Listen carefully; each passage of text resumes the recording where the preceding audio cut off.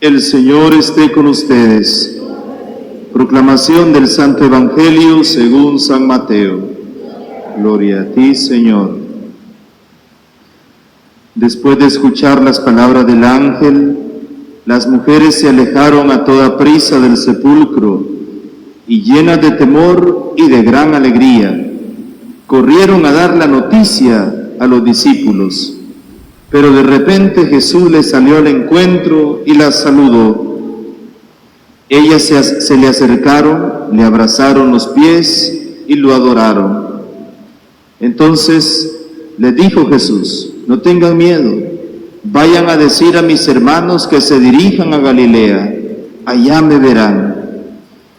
Mientras las mujeres iban de camino, algunos soldados de la guardia fueron a la ciudad y dieron parte a los sumos sacerdotes de todo lo ocurrido. Estos se reunieron con los ancianos y juntos acordaron dar una fuerte suma de dinero a los soldados con estas instrucciones: digan, durante la noche, estando nosotros dormidos, llegaron sus discípulos y se robaron el cuerpo. Y si esto llega a oídos del gobernador, nosotros nos arreglaremos con él y les evitaremos cualquier complicación. Ellos tomaron el dinero y actuaron conforme a las instrucciones recibidas. Esta versión de los soldados se ha ido difundiendo entre los judíos hasta el día de hoy. Palabra del Señor. Gloria a ti, Señor Jesús. Pueden sentarse, hermanos. Estamos en el lunes de la octava de Pascua. Aunque son 8 días, por eso es octava, 8 días, en el que celebramos el domingo. Es el domingo más largo que puede existir en el año, porque el día glorioso es tan grande que se desborda por 8 días más. O sea, para decir que la resurrección de Jesucristo es más importante, es el acontecimiento definitivo para la fe cristiana y para la humanidad. Por eso San Pablo recordó: si Cristo no hubiera resucitado, vana sería nuestra fe. Nuestra fe se basa en Cristo muerto y resucitado. Ese misterio pascual es el que nosotros celebramos con gran solemnidad. Me gustaría también detenerme en los destinatarios primarios del acontecimiento pascual. Son las mujeres. Ustedes se fijan, las mujeres fueron las primeras testigos de la resurrección del Señor. Iban a embalsamar un cuerpo muerto. Los discípulos no tenían el valor. Ellas sí, se fueron de noche, porque dice el Evangelio que todavía estaba oscuro. No había salido el sol. Mucha gente le tiene miedo a la oscuridad, ¿verdad? Ahora la gente es bien miedosa. No, estas mujeres no. Y sabían que había muchos peligros, porque sabían también que el sepulcro de Jesús estaba siendo custodiado. Pero ellas se fueron a embalsamar el cuerpo de Jesús, porque no lo pudieron hacer el Viernes Santo, porque era la Pascua y no se podía hacer nada más. Y por eso el entierro de Jesús fue el entierro de pobre, ¿verdad? ¿Han visto ustedes? ¿Saben cuál es el entierro de pobre? El que llevan al muerto, rápido, ¿verdad? El entierro ricos, ahí van en cada cuadra, van así, poquito, hasta bailadito y con cancioncitas también de fondo, y van con los arreglos. No, el entierro de Jesús no fue así. Fue rápido, porque era la Pascua. Y no lo pudieron embalsamar como era la costumbre judía. Entonces las mujeres fueron hasta el domingo, que era el primer día de la semana, a embalsamar ese cuerpo. Y ahí fue donde ellas se llevaron la sorpresa que les marcó la historia a toda la humanidad. Y se encuentran con el sepulcro vacío. Suscitó el encuentro, según el Evangelio de San Mateo, que aparece ya el encuentro con Jesús resucitado, y dice que ellas van y lo abrazan sus pies y lo adoran. Y Jesús, pero van dos actitudes en ellas. Dice que iban llenas de miedo, pero con gran alegría. Y ciertamente, hermanos, ser testigo de Jesús hoy, pues sí, da un poco de miedo. ¿Cuánta gente bien miedosa al compromiso, verdad? Cuando le dan un cargo, le dice, ay, padre, pero yo no puedo, mire, yo no tengo la capacidad. Pero cuando lo hacen, porque es el Señor quien va haciendo la obra. Nosotros somos simplemente siervos inútiles, así dijeron los discípulos. Siervos inútiles somos, solo hicimos lo que teníamos que hacer. Pero quien obra es el Señor. Y entonces ese encuentro con Jesucristo despertó en ellas una gran alegría. Y Jesús les da una misión a ellas. Fíjense bien, las primeras destinatarias del encargo pascual, Jesús se lo da a las mujeres, ¿no? Qué bonito fuera que el feminismo radical ahora descubriera realmente esta gran riqueza grande. Pero las feministas de ahora son movidas por la plata que le dan a los grandes, ¿ah?, que promueven la ideología de género, por ejemplo. No, el feminismo cristiano, al contrario, a las mujeres las pone en primera línea, y entonces, y les da toda la dignidad posible.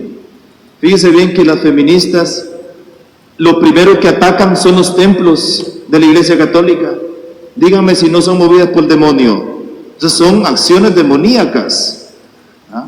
Entonces, y la Iglesia Católica es la única que ha resaltado la dignidad de las mujeres en la historia y las ha defendido. Entonces, pero no, van allá porque son movidos por otros intereses estas organizaciones. Y en esto, hermanos, Jesús les da este encargo: vayan a decir a mis hermanos que se vayan a Galilea. Galilea, ustedes saben que Jesús comienza su ministerio en Galilea. Ese primer amor, ese primer encuentro, allá vuelve a ese momento en el que le dijiste sí al Señor, en el que te enamoraste y dijiste, hoy sí, voy a dejar esto. Hay que volver a esas buenas intenciones, volver a aquella inocencia primera. Cuánta gente a través de cargos, a través de estudios, en vez de hacerse más inteligentes, se hacen más brutos, iba a decir, pero para no decir la palabra. Sí, de verdad. Entonces, fíjense bien, hermanos, Jesús, en cambio, vayan a Galilea, es decir, vuelvan al amor primero, ese amor puro, ese amor sin malicia. Qué bonito es eso, hermano. Yo le pido a Dios todos los días, fíjese, que a nosotros no se nos suban los cargos a la cabeza, porque de nada nos serviría entonces ser cristiano. Ser cristiano es tener los pies en la tierra, enamorados de Jesús, enamorados de ese encuentro con Cristo que me ama y que me impulsa a salir adelante. Y hay una cosa interesante, hermano, las mujeres van y dice Jesús, ahí me verán. En esa comunidad hay gente que comienza a decir que la religión, no, si esto, la experiencia de Dios se hace en la casa, tranquilo, en privado. No, hermano, Dios no se aparece privadamente a nadie. Es necesaria la comunidad. Y por eso esta semana vamos a descubrir nosotros en estas catequesis post-pascuales que es necesario pasar de la duda a la fe. Y eso lo va a enmarcar muy claro el papel de Tomás, que lo vamos a escuchar el próximo domingo en el Evangelio. Entonces pasó de la duda a la fe. Ese paso al que la comunidad cristiana va progresivamente conociendo al Señor. Y entonces se encuentran ahí, hermanos, los primeros sobornos de la historia. Ustedes saben que los gobiernos siempre trabajan de manera oculta, financiando mentiras. Es tremendo. Ayer hablábamos con el seminarista que el Papa expresó su dolor ayer en el mensaje Urbi et Orbi, su bendición en la que nos otorgó la indulgencia a todos por Pascua, y él expresó su dolor diciendo que qué triste que había caído la política en los países latinoamericanos en la peor crisis social. Nuestros políticos son lo peor, hermanos, el peor cáncer que le ha pasado a nuestras patrias. Y es tremendo, a algunos no les gusta mucho. No les voy a decir que hayan buenos, sí, los hay. Puede ser. No sabemos dónde están, pero los hay, ¿verdad? Sabemos que hay bueno. Pero fíjese, aquí aparece el gobierno obligándoles a mentir a sus correligionarios. Mira si no es esa misma historia de hoy. Y eso llevó a que el pueblo judío confirmara que Jesús no era el Mesías. La resurrección afirmó que Jesús era el Mesías.